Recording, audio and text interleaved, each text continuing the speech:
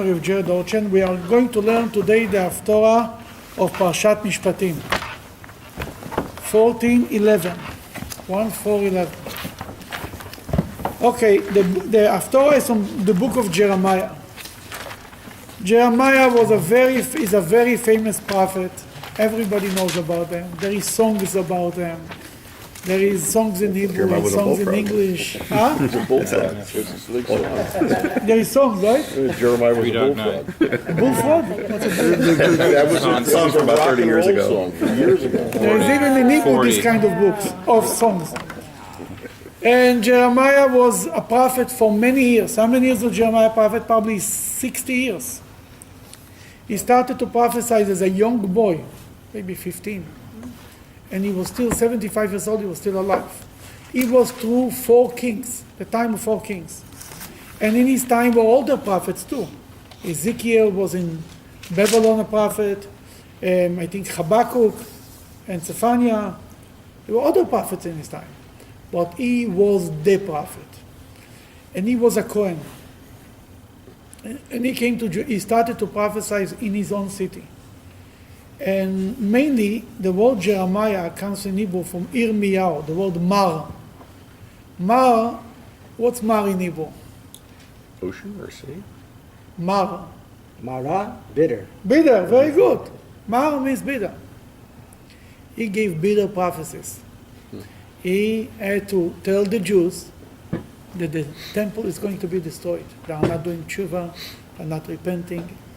And you know, such a prophet is not loved by the people. He comes around and is the prophet of doom and gloom constantly, again and again and again and again.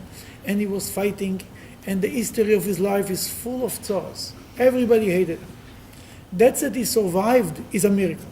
They wanted to kill him many times. Many times. At one point, they throw him into a pit with clay, and he was sinking in the clay.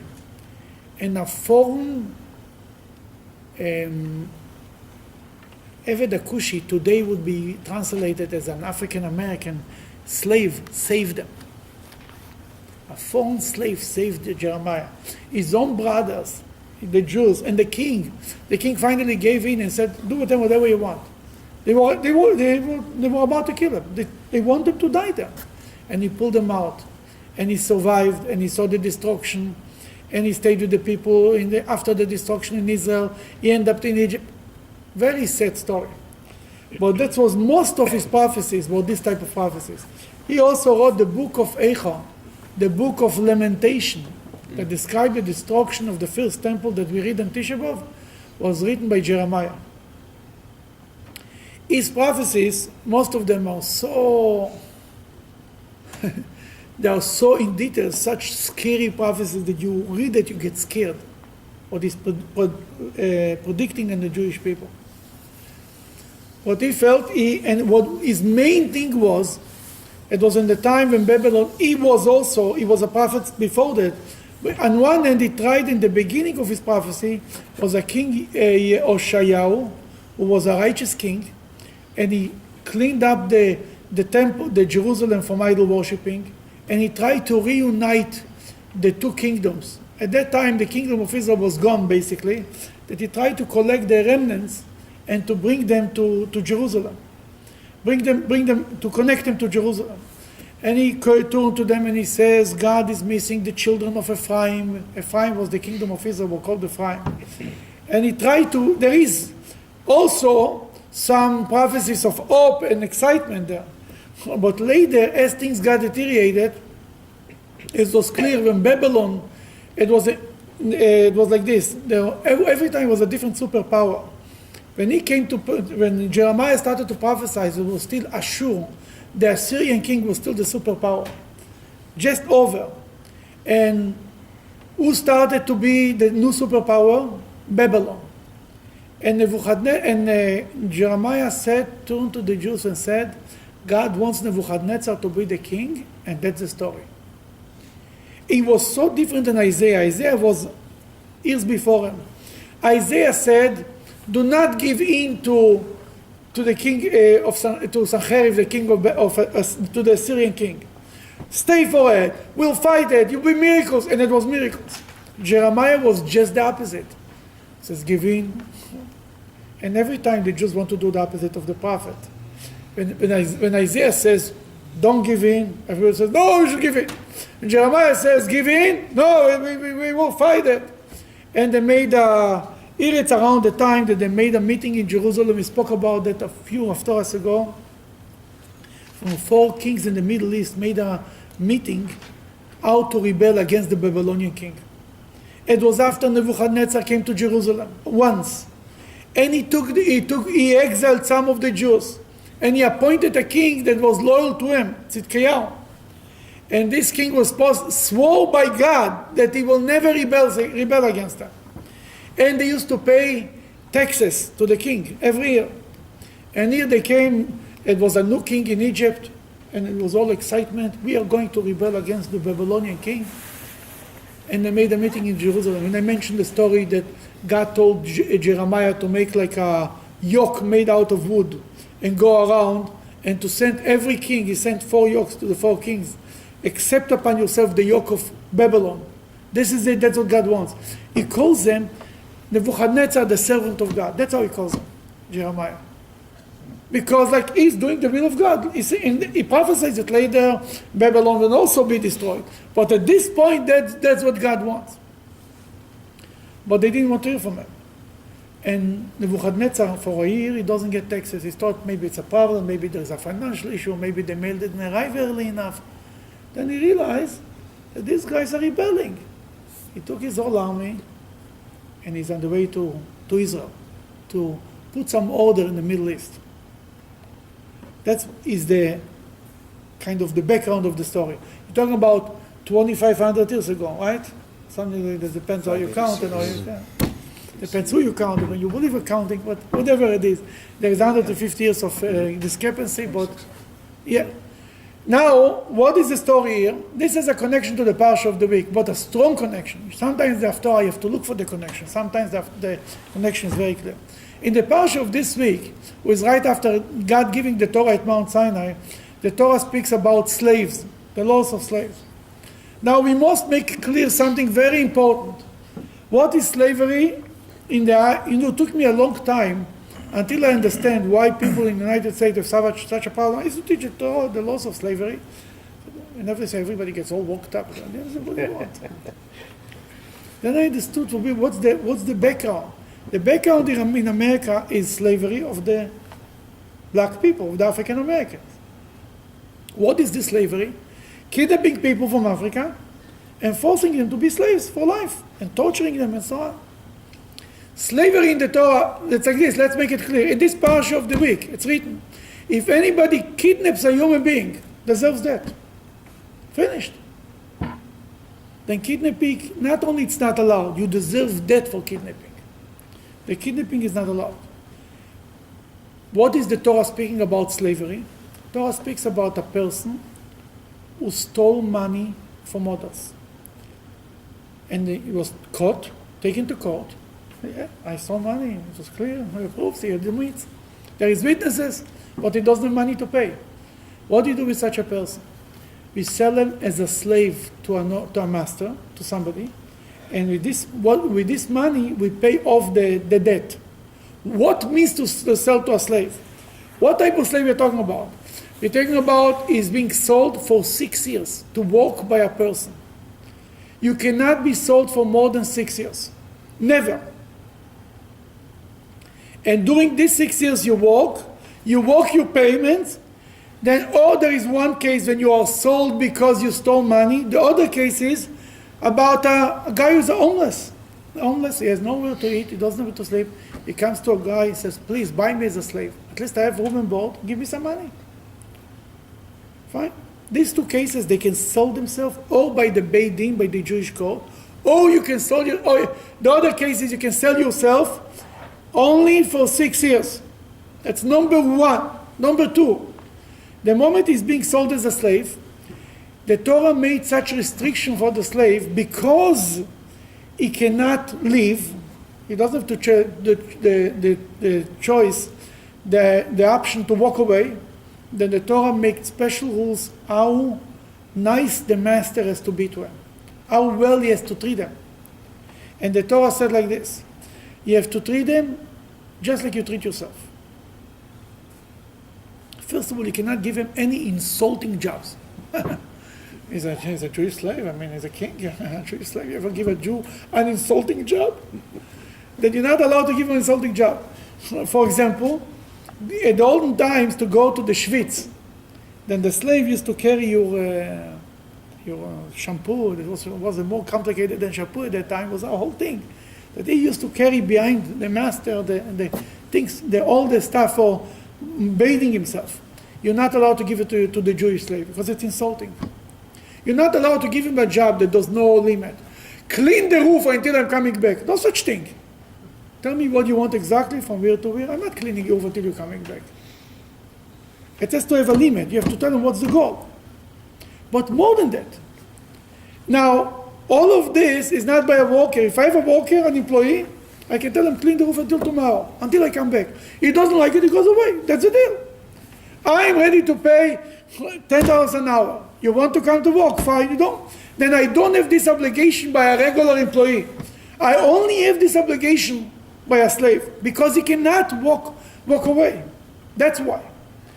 Now, even more than that, you have to treat your slave like yourself. That if you sit on a comfortable chair, you cannot give him a folding chair. You have to give him the same chair that you have. You eating steak tonight? You cannot give him chicken or fish. You have to give him steak. The same, you eat from China, you cannot give him paper plate. You have to give him China. A Jewish slave has to be treated just like yourself, like a member in the family. Now, it gets very complicated, as the Talmud brings the perfect example. If you sleep on a pillow, you have to sleep on a pillow. What if you have only one pillow? Now, if you sleep on the pillow and you don't give it to him, means you're treating him less than yourself. Not to give the pillow to anybody, you just mean that you end up giving him the pillow. Then the Talmud concludes, a person who buys himself a slave, he buys himself a master. Because he ends up to treat them better than treating himself. Every day he's thinking, do I treat them good enough? No, I have only one pillow, I'll give it to him. And you're so busy taking care of him that you actually, it's almost like, many times you have a cleaning lady and your wife cleans the house before the cleaning lady comes, and you're asking yourself, who is walking for whom? Then the same thing is here. When you buy that, why should a person buy himself a slave? Really, a regular person has to be crazy to get himself a slave. He's only doing it out of the mitzvah almost, because he wants to help the person. It's like a foster home. He wants to help somebody. He wants to put him in a productive environment. In our society, somebody stole money, they put him in jail, right? In the Torah, there is no punishment of jail. No such thing as jail. Judaism doesn't believe in jail as a punishment. Sometimes as a temporary thing for a day or two, we put him in jail. But as a punishment, Judaism doesn't believe in jail. What means you take a person and put him in jail? He's unproductive, he cannot do anything. As long as God gives him life, he must have a purpose. That you have to allow him to do something. Then jail is out of the... You look in the Torah, there is capital punishment, there is lashes, there is monetary payment, fees, no jail.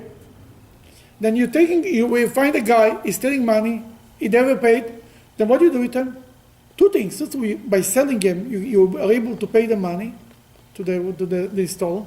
More than that, and most importantly, you make him into a productive human being. You put him in a normal home, he's going to work, he'll be by a normal master, will take care of him, will feed him, make him a match.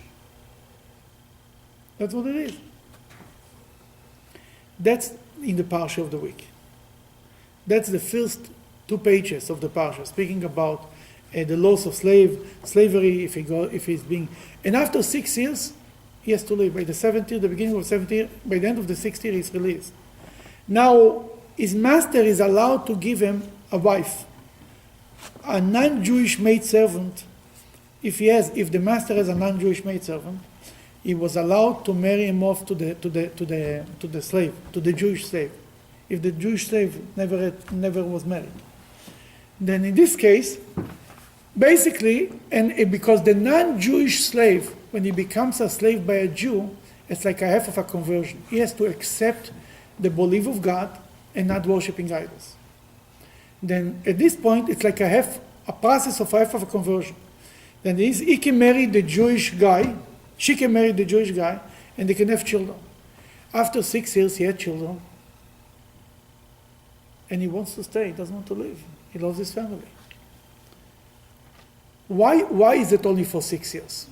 The idea why it's only for 6 years, because the Torah doesn't want to make two societies, a society of slave and a society of masters.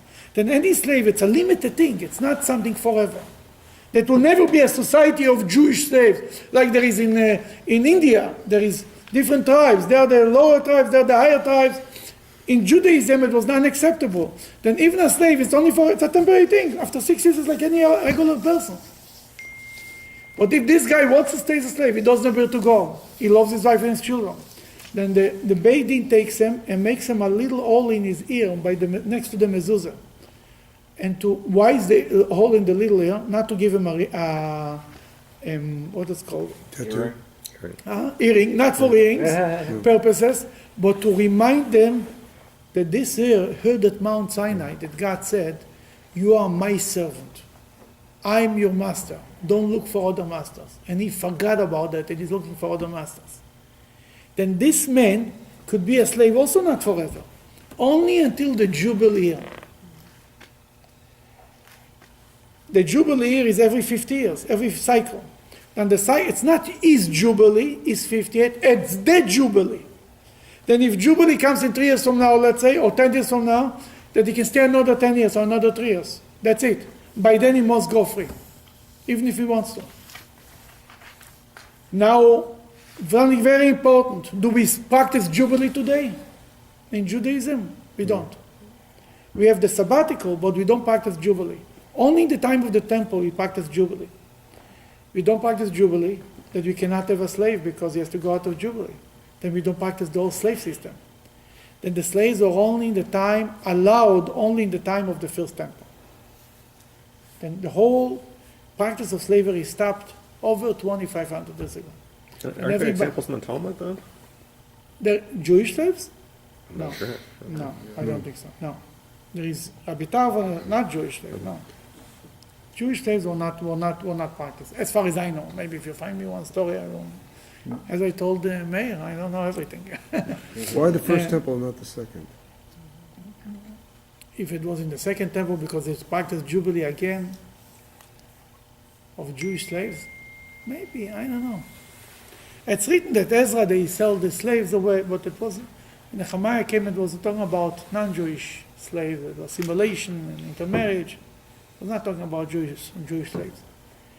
This story in the Haftorah is also talking about slaves. In the time when Jeremiah was the prophet, and the king was Tzidkiyahu, and when Nebuchadnezzar came to destroy the city of Jerusalem, there were Jewish slaves. How they became slaves at that time? They owed money, and they couldn't afford to pay, that the people took them as slaves. I don't think it was by code of Jewish law. That was against Jewish law. I don't think it was done the right way.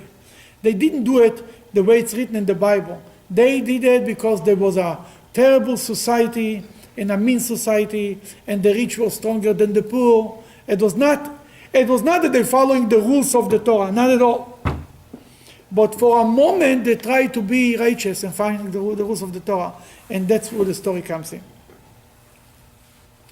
Then we'll start to read a little bit, and we'll take it from there. Go for it. The word that came to Yirmiyahu from God after the king Tzidkiyahu had made a covenant with all the people who were in Jerusalem to proclaim liberty to the slaves. Tzidkiyahu, the king, got a meeting. He called all the Jews and they made a covenant with God. They all became righteous to let all the slaves go, to make them free. Why? Continue. To proclaim liberty to the slaves, that every man should let his Hebrew slave and every man his Hebrew slave woman go free. No person should enslave his brother Jew after he has worked for 6 years. After he works for 6 years, that's in parentheses. But, yeah? And it basically let the slaves go. Literally, it could be that they let the slaves go even after a year, whatever it was. They didn't wait for 6 years. They had to go. Commentaries explain why suddenly they became so holy. Because Nebuchadnezzar came and started a siege around Jerusalem. And they needed everyone to fight. They needed an army. They needed soldiers. And they needed the slaves to be a part of the army. And they were afraid that the slave will become a fifth column. You know what the fifth column is? On the ground. Fifth column is, and not everybody knows. I made many classes and I made many tests. Not everybody knows what fifth column. Like Fifth column is, Pharaoh was afraid that the Jews would be a fifth the column. Jews, that means people from inside will turn against you. That's what the fifth column is. They were afraid the slaves don't want to be slaves. Every time the guy is in jail wants that the government should be thrown over, then he can be released. Look, remembering when Saddam Hussein was killed, all the criminals run out of jail, and they did what it was a free day. It was a party. Then the same thing is, they knew if they want that they gathered everybody and they made a covenant, they released the slaves. Everybody is free now. Everybody will join the fight against the Babylons, and they needed every person. Because the Babylonian army was huge and the Jews had no chance. But the false prophets were running around and telling the Jews, in 2 years, God will destroy Babylon and we'll go back, we'll have everything constantly. The only honest true prophet who speaks in the name of God was Jeremiah, hated by everybody. Nobody wants to hear gloom and doom, that things are going to be bad, that the stock market is going to fall tomorrow, God forbid, in 10,000 points, God forbid, God forbid. I mean, can you imagine a guy goes around who says it all day? Who wants to hear it? A little bit scaring people like, but too much they don't like. That's what happened there. That they made a meeting and they made a covenant with God. Number 10. When all the nobles and all the people who had entered into the covenant heard that everyone should let his slave and every one of his slave and his slave woman go free, that none should enslave them any more, they accepted and let them go. Amazing. The Jews did the most moral thing to do. Let the slaves go. Why does it single out the nobles? Because when the nobles do it, everybody else is doing it. Because the nobles usually allow themselves things that everybody else doesn't. Then say the nobles, everybody agreed to let them. It means that was a real, for a moment, everybody was doing tshuva. You see, it's interesting. The prophets are full with the prophets speaking about immorality of the Jewish people. You almost don't see in the prophets, oh, God wants you to put on film. You don't read it. God wants you to eat kosher. Don't hear from that. God wants your face was to light candles and Shabbat. No, nothing. It's all about clothing the naked and being nice to your slave and to your neighbor. It's all about moral issues. Because in general, you can say that the Jews throughout the first temple in Israel, it was a strange thing. They were religious people. They worshipped idols and believed in God together with that. Everything was going. But they were religious. But they were not nice. They were not moral. That the prophets directed all their prophecies. What's a prophet? A prophet is a guy who wakes up the people, gives them word of reprimand. That's what a prophet is. He's not a guy to say, oh, you're so good, you're so nice. That's the job of a rabbi. The job of a prophet is to tell them how bad they are, and then they do this. And more than that, what the prophecies who were written, the prophets were much more, there were many more prophets, and many more prophecies were said that is written. The prophets what's written is only the reprimand, the harsh thing, and the prophet were making it like it's the worst thing in the world to point it out. Later, when the Jews left Israel, they became very moral, but not religious. And what happened is, the rabbis speak about more religion, about our observant, about our rituals. The problem is not anymore that we are not moral. The Jews are the most moral people you can find. We are always involved in tikkun olam, we are fixing the world and fixing the whole world, just not ourselves. And we are in every charity, go downtown Cleveland, every building belongs to a Jewish name. You think you're living in a Jewish neighborhood. I mean, every building is a Jewish name. Every building of hospital or university. That morality is not our problem. Our problem is religion. I mean, rituals between man and God. And that's what is here. It was a moment by Jeremiah. Everybody was doing the right thing. Oh, Jeremiah was in seventh heaven. What's more important to Hashem? What's more important to Hashem? Why it has to be more important? Why both of them cannot be important? We have two tablets. One is between man and God. The other one is between man and man. That sometimes some people hold on to this tablet, other people hold on to this tablet. How about holding on to both tablets? Both of them are important. More important is between man and man. Ultimately, I'll tell you, more important between man and man. But if you want the Jewish people to survive as a people, we need between man and God. The rituals. What separates us from other nations is the rituals. Volunteering, tikkun olam, fixing the world, everybody is doing it. You don't have to be Jewish to volunteer in a food bank, to donate to a hospital, to visit the sick, and to care for the poor. Everybody is doing it, and everybody should do it. I mean, any neighbor doesn't make you unique as a Jew, doesn't differentiate you as something different. What makes us different? Lighting candles. My non-Jewish neighbor doesn't like candles, but he volunteers. I tell people always, we teach our kids to be very moral, and then they go out and they pick up a boy or a girl who is also moral. Mm-hmm. Very moral. And then they say, what do you want? You taught me that Judaism is about morality. They found a moral person. And she or he are very moral. But where the rituals, where traditions, that's what makes us different. The rest of the world doesn't celebrate a Seder. The rest of the world doesn't put on film. The rest of the world doesn't light candles Friday night. That's what makes us that what makes us unique. Then both of them are important. And actually, what God can stand when people are not nice to each other. Then ultimately, morality is very important. All the destruction in history came because of not being nice between men and men, not between men and God. Why is the flood came? Why is the flood? Because people were robbing and raping and killing each other. Why was the destruction of the first temple? The same thing. And the destruction of the second temple, again the same thing. Always.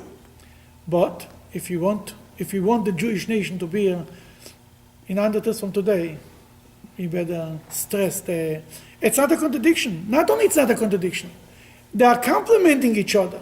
A person morality that is based not on God is a morality that's up for change. It's a very important point to point out.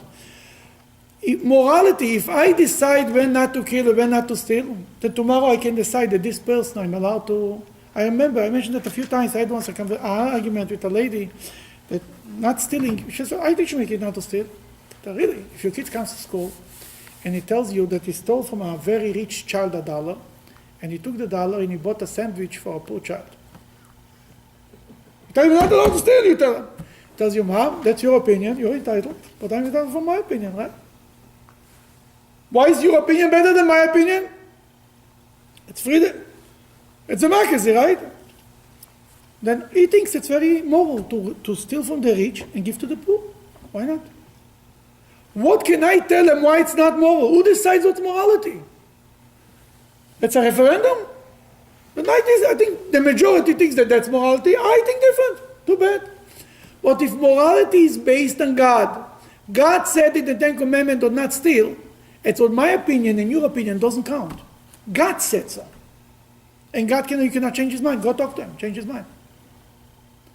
Then in morality, the German nation was a moral nation, very intellectual.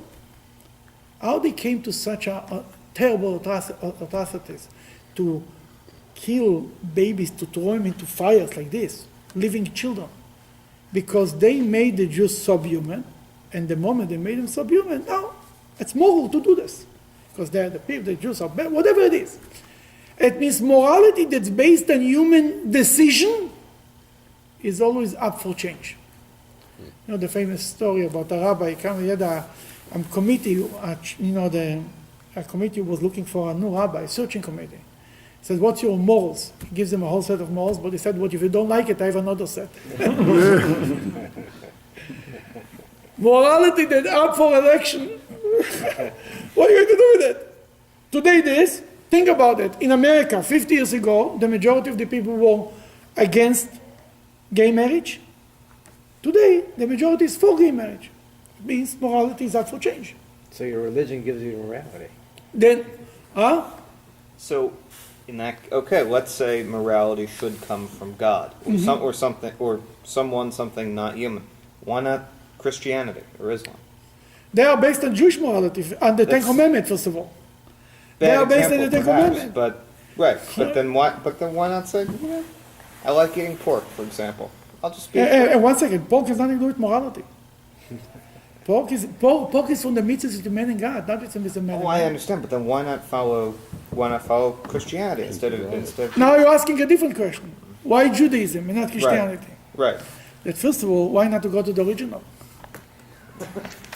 They themselves took it from the Bible, right? There is the Old Testament, the New Testament. Right? Now, then we go to, once somebody asked me, why you don't learn the New Testament? I told them, I'm very comfortable with the old one. I mean, and that's the truth. I mean, we take the original. Islam is also based on the Bible. They don't deny the Bible. Now, why we stick to the Old Testament? That has to do with last week's Parshat. But because you asked, it's a very important question. When God gave the Torah, Moses came and said he speaks in the name of God. Then came Jesus, he says he speaks in the name of God. Then came Muhammad, he says he speaks in the name of God. How should I know what to believe? That's the real question. The answer is simple. If Moses would only come and we would believe Moses because he came and tell us, we would never know who is right. Therefore, God made something special. It's called Mount Sinai. At Mount Sinai, we all heard how God speaks to Moses. It wasn't a one-person revelation. It was a public revelation. The moment it's a public revelation, now I don't have to believe Moses. I saw Moses come, he made miracles, and he claimed that God spoke to him. Came the other prophets, Jesus says, made miracles, it says God spoke to me. Comes Muhammad said God spoke to me, he makes miracles. I really don't know. But here, that's why God said to Moses, I will speak to you, and because of this, they will believe in you. God made Mount Sinai, gave Moses the credibility that he speaks in the name of God. And God told them, and Moses told us, now we know that Moses speaks in the name of God. He says the Torah will never change. That's it. The Torah will never change. No. Any prophet who will come will tell us that he changed the law in the Torah, that God told them, change the law in the Torah, we're not allowed to believe him. We have to actually get rid of him, to be honest with you. Because it's written that how we know if a prophet is a liar? He doesn't speak in the name of God. Ultimately, if he said, God said from today on, we don't have to observe Shabbat. Then you know he's a false prophet. If he says, God said that today we don't have to observe Shabbat, if he has all the qualification of a prophet. Let's say Jeremiah came on. Look, Elijah the prophet came, and he said, usually we are allowed to offer sacrifices only on the altar, only in Jerusalem, on Mount Moriah.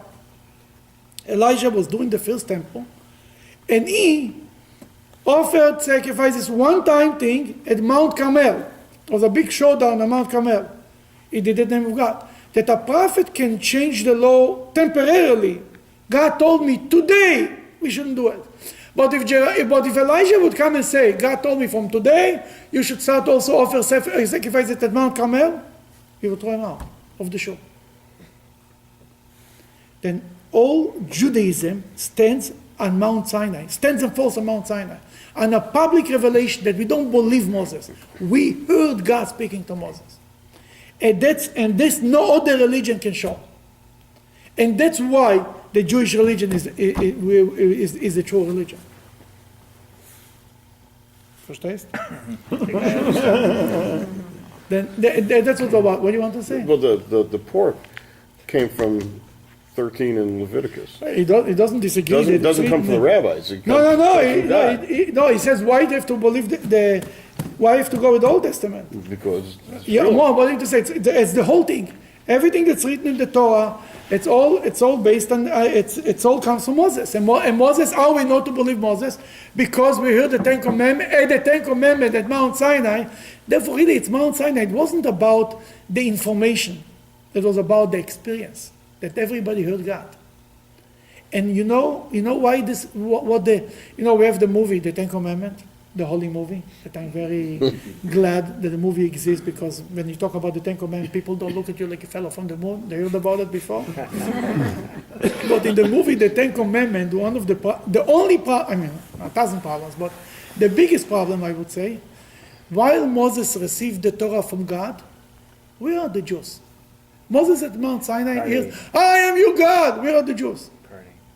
Doing what? They're worshipping building the golden calf. It's not true. When God said the Ten Commandments, the Jews were standing right there. Then Moses went up at Mount Sinai to receive the tablets. 40 days later, while he was at the mountain, the Jews made it. But you don't see in the movie a public revelation. And that's the biggest problem of the movie. And I told people who went to classes for many years, they never heard this concept of a public revelation. And this is the foundation of Judaism. That's why this is true. You wanted the thunder and God speaking? Everybody should see, and everybody should hear God. Should be a movie how everybody hears God. 2 million people standing around this mountain here, and he goes, They hear God, not only Moses. Okay, we went a little off, but we'll go back. But afterward they regretted their decision, and caused the slaves and the slave women, who they had let go free, to return, and brought them into subjection as slaves and slave women. Why they changed their mind? Afterward, they changed it and they took back the slaves. What happened? What happened was a miracle. Egypt heard that they made a pact to support each other to fight the Babylon. That Egypt came out with a big army to fight the Babylonian army. Then Babylon, Nebuchadnezzar, left Israel, the little shtetl, and he went to fight Egypt. The Jews saw, look, a miracle. The siege is over. The siege is over. What do you do when things are happening good? You go back to your bad ways. As long as you don't feel good, you promise to yourself, I'm going to eat only healthy and only this, only this, only this. Things are good 5 minutes later, you forget very quick. That's what happened there. They went back to the old ways. Here comes the prophecy from Jeremiah, number 12.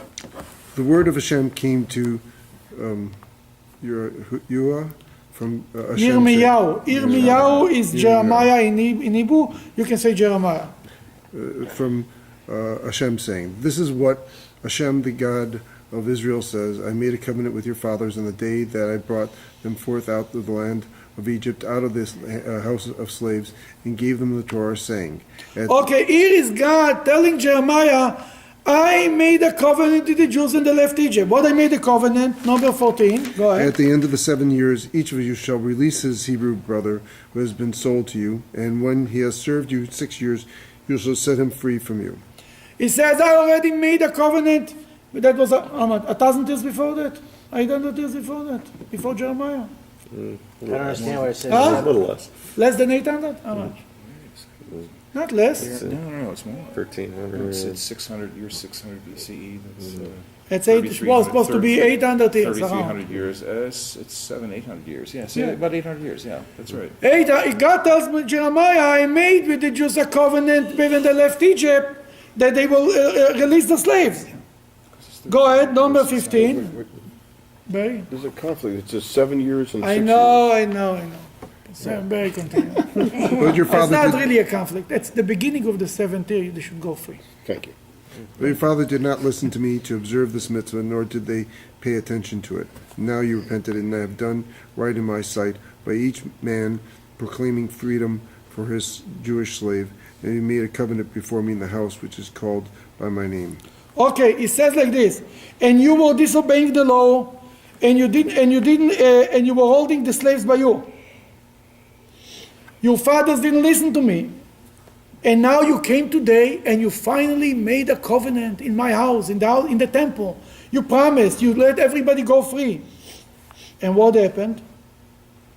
Number 16, you want to continue? But you then regretted it and desecrated my name, and each of you brought back your slave or slave woman whom you had set free for themselves, and you subjugated them again to be your slave and slave woman. You see, this is worse even. You went and you made a covenant, and you promised to the people and to God that you're going to be the good guys, and you let them go, and the moment things got good, you took him back.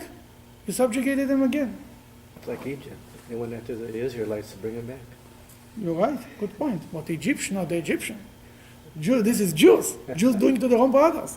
And the first law after the Jews left Egypt was about slavery. Therefore, This is what, what God says, since you have not listened to me to proclaim freedom, each man for his brother and each man for his neighbor. Therefore,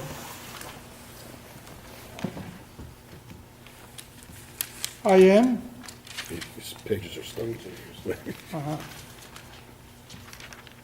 I am going to proclaim freedom for you from my protection, says God. Aha. Abandoning you to the sword, the pestilence, and the famine. I will make you terrified of all the kingdoms of the earth. Okay, let's stop right there. Oh, yeah. Brilliant. Because you didn't proclaim, as we all know, it's always measure for measure. If you didn't proclaim freedom to your slave, I'll proclaim freedom from you for me. Goodbye. You'll be thrown out of the land. Jeremiah tells them it's right there when everybody is partying in Jerusalem. And there is a huge party because a miracle took place. You need to understand. Think about it. You're sitting in Jerusalem, there is a siege, and suddenly the siege is over. Everybody's partying, the roofs are full, the penthouses, everybody's saying L'chaim, that God made that a miracle. And Jeremiah stands by himself and gives this doom and gloom prophecies. You're going to suffer, you're going to be thrown out. Nobody wants to hear it. Okay, you want to continue? I will give the men who have transgressed my covenant, who have not kept the words of the covenant which they had renewed before me, when they cut the calf in two and passed between its parts. The nobles At the olden times, how they used to make a covenant? They used to cut an animal and go between. And so to speak, to say, not a living animal after he was dead. And so to say, as much as these two pieces cannot get together again, so much we will never break the bond. For example, who had a covenant between pieces? Between Abraham in his dream. Okay, continue. The nobles of Yehuda and the nobles of Jerusalem, the officers and the priests and all the people of the land who pass between the parts of the calf. I will give them into the hand of their enemies and those who seek to kill them. Their carcasses will be so abundant that they will not be buried, so they will be food for the birds of the heaven and for the beasts of the earth. It's a very terrible prophecy. I mean, the prediction was terrible, and to our dismay, it actually took place. I mean, that's what happened by the destruction of the first temple. You read the book of Lamentation and all the Midrashim. It's terrible. It's terrible. Number 21. Not David. I will give Tzidkiyahu, king of Yehuda, and his nobles into the hand of their enemies, and those who seek to kill them, and into the hand of the army of the king of Babel, which is now retreating from you. Okay, it's now retreating from you. I'll give Tzidkiyahu, the king of Judah, who is responsible ultimately for everything. He will be taken by the Babylonian king. There is Tzidkiyahu built a special tunnel to run away from Jerusalem. And time comes. What happened? The Chaldeans, when you run away from Jerusalem, there was a fox or an animal was by the other edge of the tunnel. They went to catch the fox, and they found him. He was caught right there, and he was taken to Babylon. And the prophet Jeremiah told them terrible things in prophecy. He told them, You will be taken to Babylon, and you will not be able to see Babylon. His eyes were pulled by the Babylonians, and he came to Babylon, and he was not able to see Babylon. And all the prophecies of Jeremiah were fulfilled. Number 22. Go ahead. Now I will arouse them, says God, and cause them to return to this city. And they shall fight against it, and take it, and burn it with fire. And I will make the cities of Yehuda a desolation without inhabitants. Oh, the translation says will arouse them. What means arouse them? Now I will arouse them. I'll make them go there. In the Hebrew it's written, Ineni metzaveh. Almost God is said, I will order them to do it. God is sending the Babylonian army to destroy Jerusalem. Now it's skipping to a different prophecy from a different chapter. If the beginning was from chapter 34, this is chapter 35. 33. 33, I'm sorry, 33, the end of 33. And he says why and it's a little more on a positive note.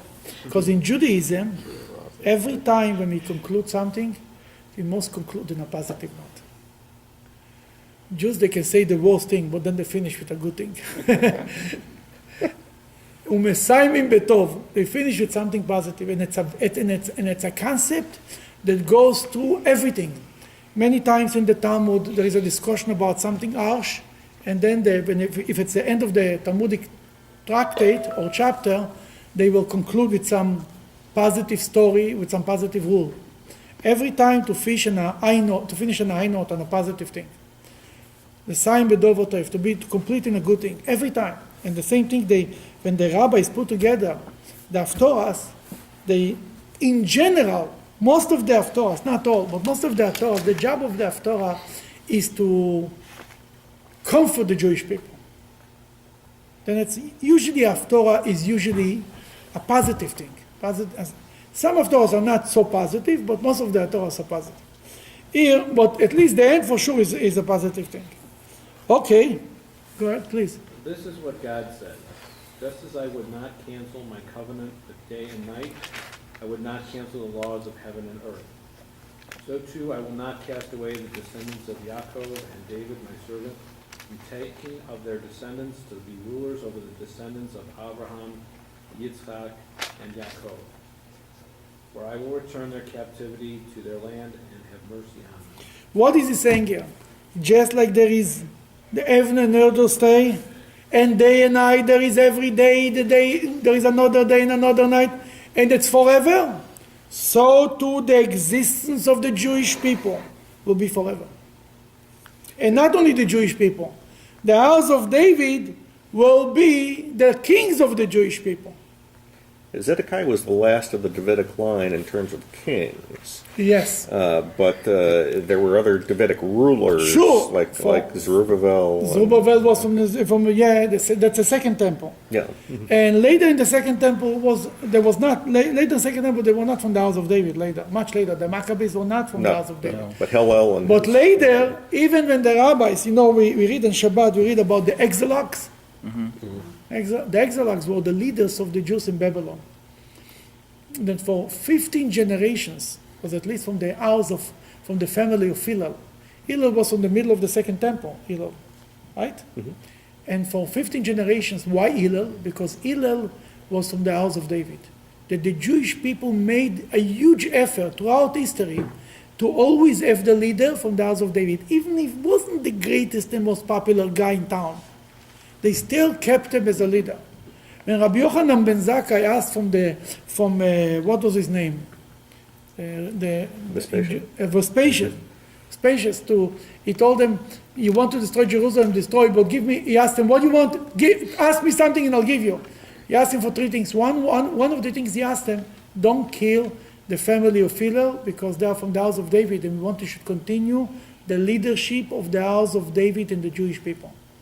And Moshiach will be from the house of David. The number one criteria for Moshiach has to be from the right family. I mean, many people want to be Moshiach, that's nice and fine. But number one, by the way, that's one of the Jewish proves against other religion that it must be from the house of David. It's a must before we go anywhere. Moshiach has to be from the house of David. Then we can talk about everything else. Then God is promising, I'll bring him back and I'll have mercy on them. Then we know one thing, we will come back. We are already back in Israel. We'll be a Beis Hamikdash, we'll build a temple. Moshiach from the house of David, it's going to be good.